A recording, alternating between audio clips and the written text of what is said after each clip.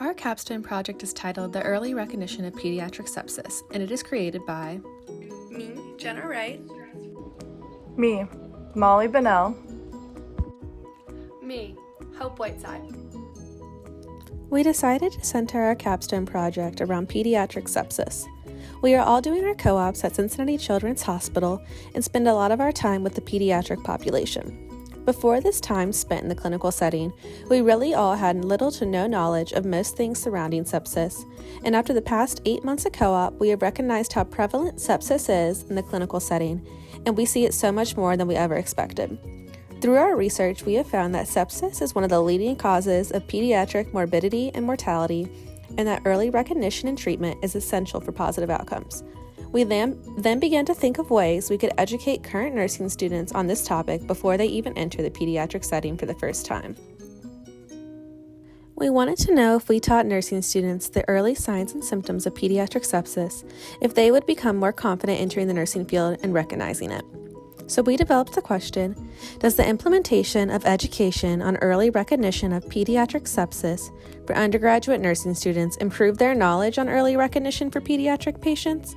And once we had this question in mind, we were able to begin researching in order to prepare our educational tool. To start our data collection for our research, we specifically looked up the background of early recognition as well as the importance of early recognition in the hospital. When researching the data that we presented, we used the keywords listed on the slide to search 2 medical databases. The medical databases that we utilized were CINAHL and PubMed. Each member of our group found multiple research articles that fit our PICO question, and then we next organized all of the data that we found to create our educational tool.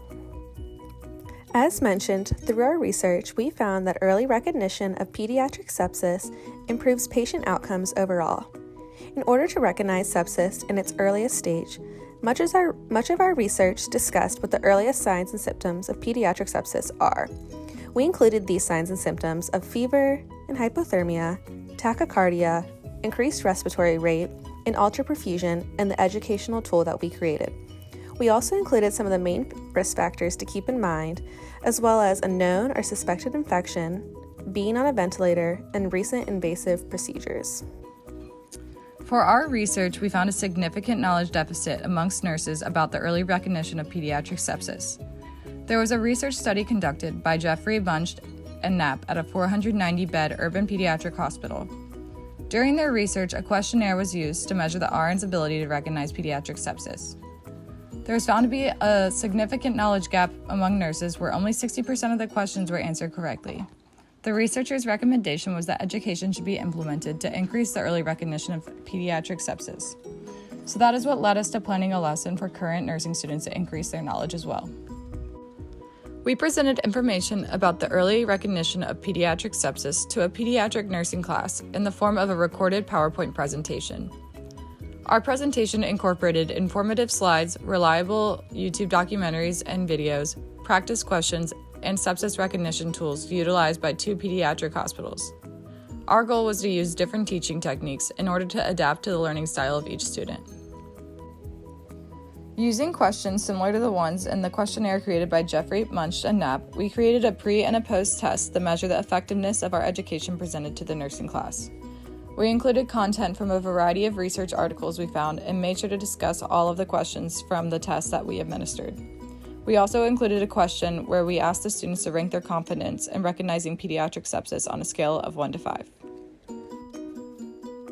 When analyzing the results, there was a 20% increase from the pre-test to the post-test, jumping from an average of 78% to a 98% of questions correct after we presented our data, which shows a significant increase in knowledge. In regard to the students' comfort level in recognizing sepsis, before our data, the students averaged a 2.31 on comfort levels for recognizing sepsis.